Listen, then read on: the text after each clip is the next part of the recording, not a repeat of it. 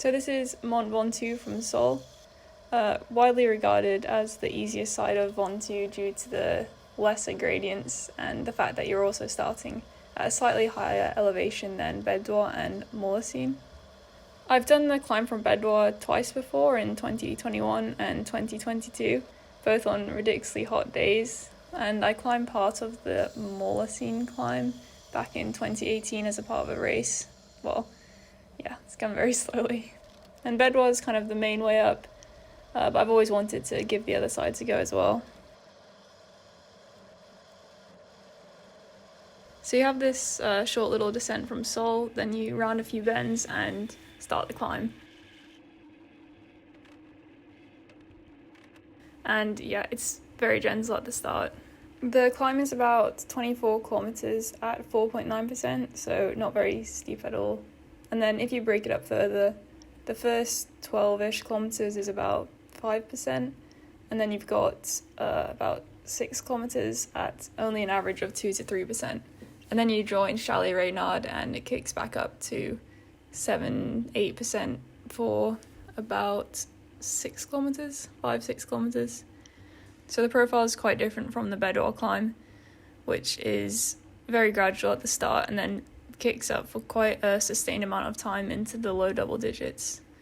So yeah, this side is definitely the most relaxing. Wasn't the greatest start here as this massive pack of cyclists kind of just pulled out in front of the road, an omen of things to come.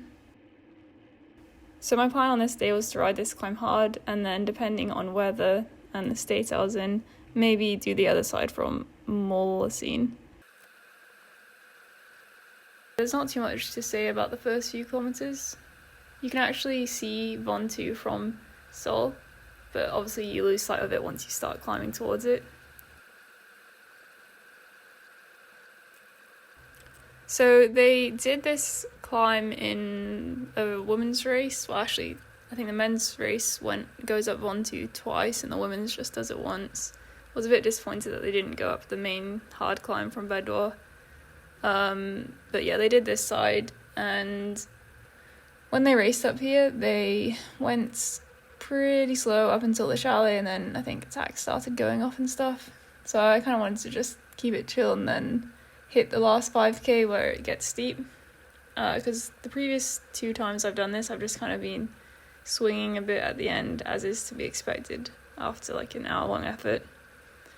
But it didn't really work out because I soon realised that in order to keep pace with them, I was having to do like about 5 watts per kilogram versus the 4 watts per kilogram I was expecting to do.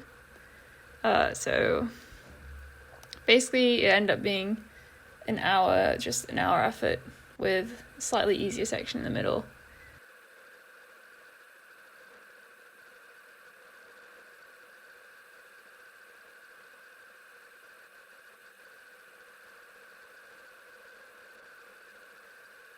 The forecast was a bit spotty, although you can't put too much trust in the mountain forecast because, yeah, it seems like when it says cloudy, it can either be completely tracking it down and horrible or just a bit overcast like it was today. So I was extremely lucky with the weather. And the last 2 times I did it, it was like 30 degrees. So quite a different experience. And also shows how variable the weather can be at fairly similar times of the year. The forecast has also been consistently saying that it's about 5 degrees at the summit. It turned out it actually wasn't much colder than the bottom. I was expecting it to get really grim, but yeah, it never did, which was quite a pleasant surprise. Lots of other riders seem to be wearing full winter kit, so I suppose they are prepared for all conditions, because you definitely wouldn't want to descend underdressed if it did turn out to be like 4 degrees and raining.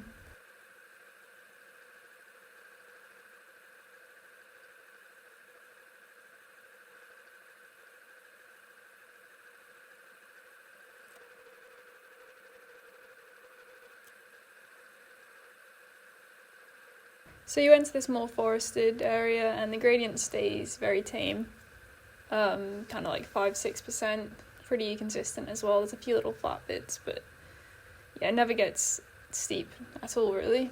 And I was in a bit of a bad mood because I realised I was having to go really kind of harder than I was expecting to stay on pace, so to speak. I'd kind of figured out how fast I'd need to go to match the QOM time.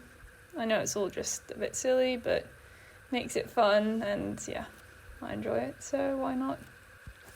There's also a bunch of signs saying that it was going to be shut on the 21st of May, I think, and I was like panicking because I forgot what day it was and realised it was actually the following day. It's always my nightmare that I'll show up at a climb and not be able to get through, which has happened before. So, oof. There's also signs advertising a cheese festival the following day, so maybe it had something to do with that. Shame it was only a day trip, otherwise would have hung around and munched on some fromage.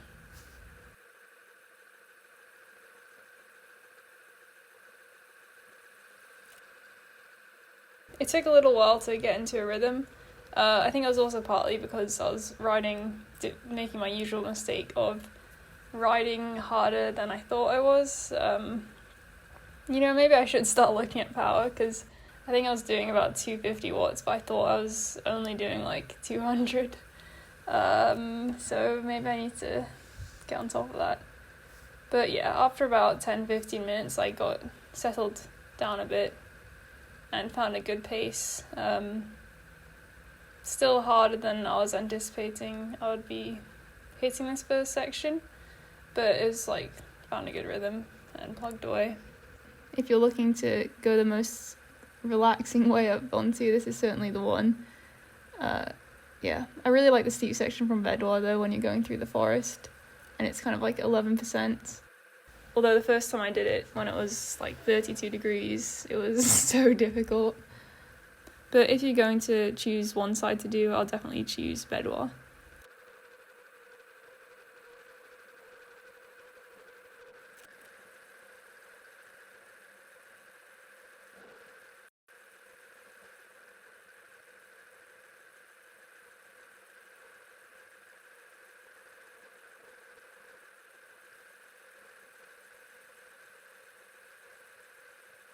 Spoiler alert coming up for the highly anticipated Strava segment analysis. This is a bit of a boring section, so I thought I'd just put it in here. I'm just going to go through a little effort comparison with the women's race.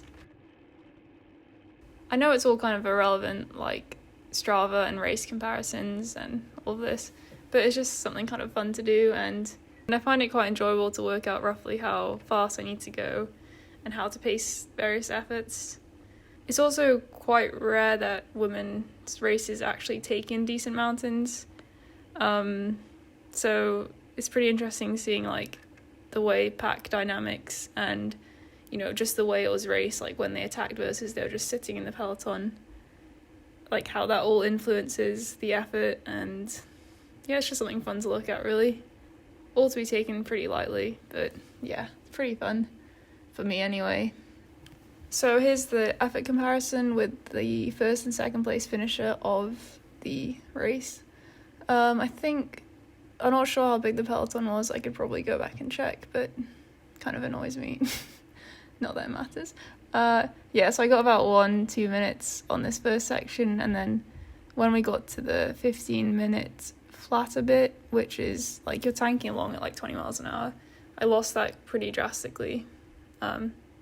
So by the time I hit the chalet, I only had about a minute, and then they rapidly gained on me, as you can see. So I got past with a few K to go. I kind of knew that was the case as I was going.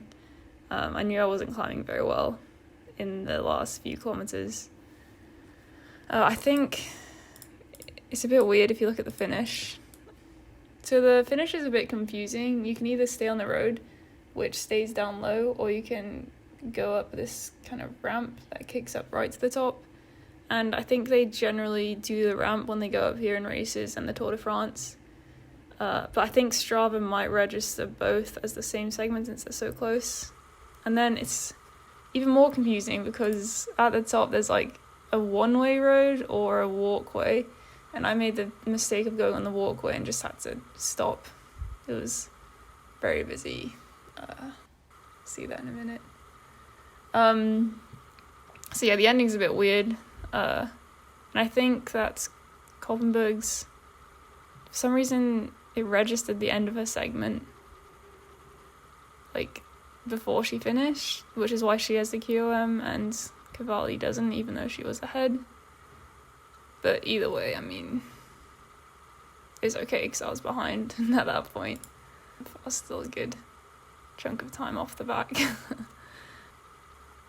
And then if you briefly look at the efforts comparison, you can see I averaged 240 watts for the duration of the climb. And the way that was paced, I did about 245 for that first bit. I did ease off for the flatter section, so I did 224 for that. And then the last section, I was about 240, well, a bit more than that, maybe 245, 250, okay.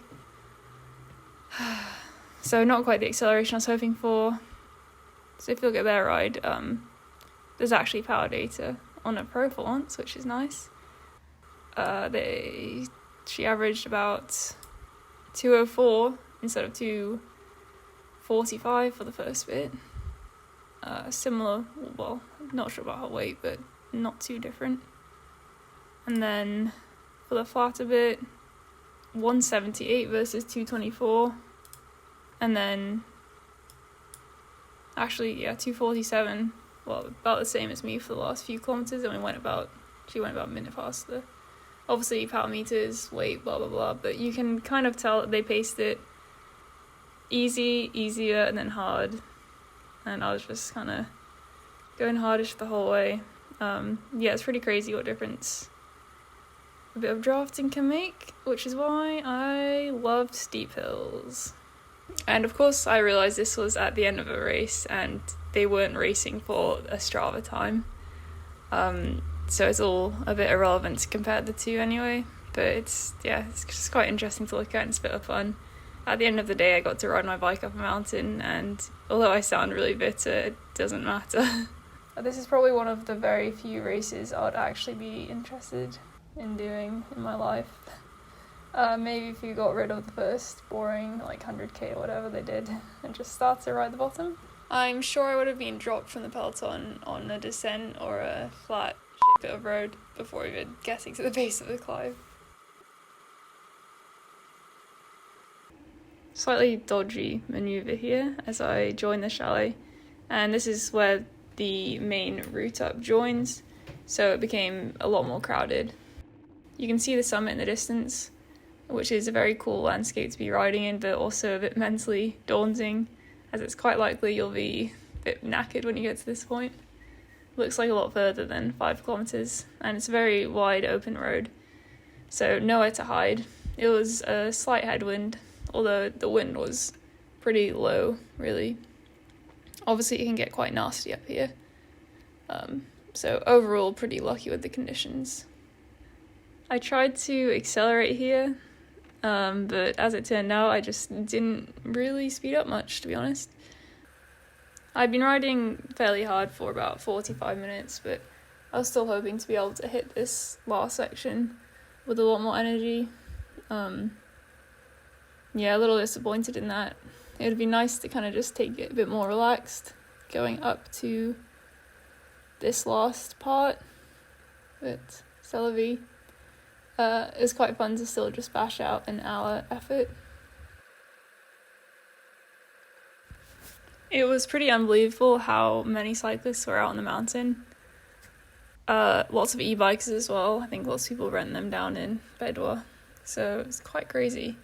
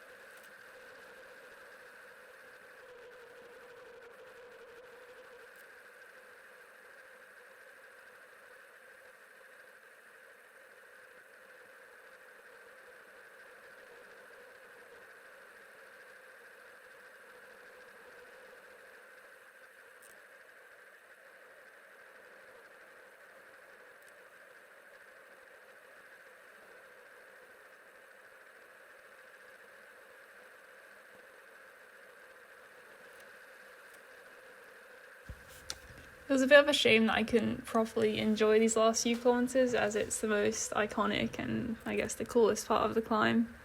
But maybe the suffering and discomforts are part of what makes it so memorable. And I know I've been a bit negative complaining about the flat nature of the earlier part of the climb, but I did really enjoy this ride. To have the opportunity to ride up here is, something I'm making sure not to take for granted. My legs have been feeling pretty awful all week, still quite happy with the effort as well, actually. And very glad we took the opportunity to head up here and was lucky with the weather.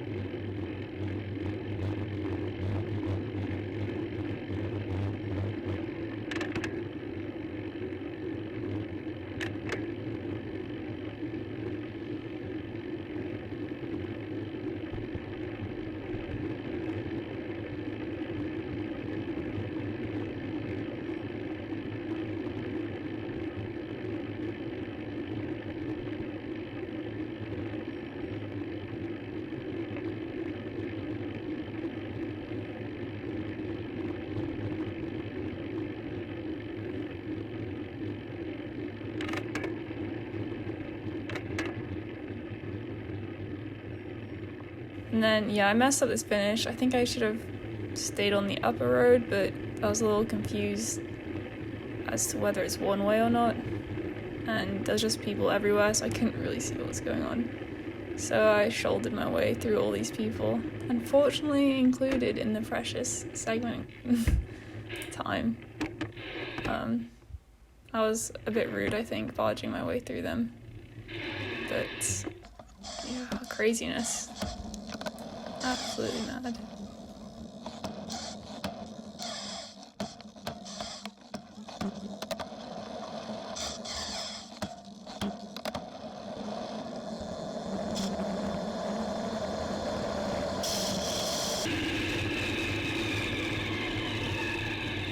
In terms of fueling, I thought I did an okay job, but I was sort of just doing it with this effort in mind, not really thinking of the energy I'd need to get up a 5,000 foot climb afterwards. I thought I'd be able to just plod my way up Malaucène. So got a lift to the bottom, got straight out the car and headed on up the climb again. In hindsight, I should have probably taken a bit more of a break and actually let some food get through me. But I actually felt okay for the first few kilometers. Just, tired legs, but not completely bonky. But I was having a good time, smiling away at the bottom. Little did I know that 20 minutes later I'd be crying. After about half an hour, they just started feeling truly awful. I haven't had many complete bonks in my life, but it was getting to that point where your vision's a bit weird and my upper body was struggling a lot. I've been having some neck issues. Not sure if it's from sitting at a desk or if it's from cycling, probably a bit of both. But I just could not hold my neck up, so I was riding in the drops and looking at the ground. And I actually had to stop a few times. I actually got off the bike at one point and kind of just fell over. I don't think I've ever stopped on a climb before due to fatigue when I've had the intention of going all the way up. but I was very swervy. I think had it been like a 2,000 or 3,000 foot climb, I could have, not that it's a good thing, but you could get away with being kind of on the verge of bonking. But when it's a 5,000 foot one, you know, you can't really fake your way up that. You have to be topped up and full of beans. So I literally couldn't have been going much slower. Like, I wasn't even breathing hard or pushing hard, but I could not pedal. It was awful. So I was pretty proud of myself for making it up, to be honest. It sounds really ridiculous considering how slowly I went, but I think it was one of the hardest things I've done. And I know, like, I didn't even ride that much before, so I probably sound super lame.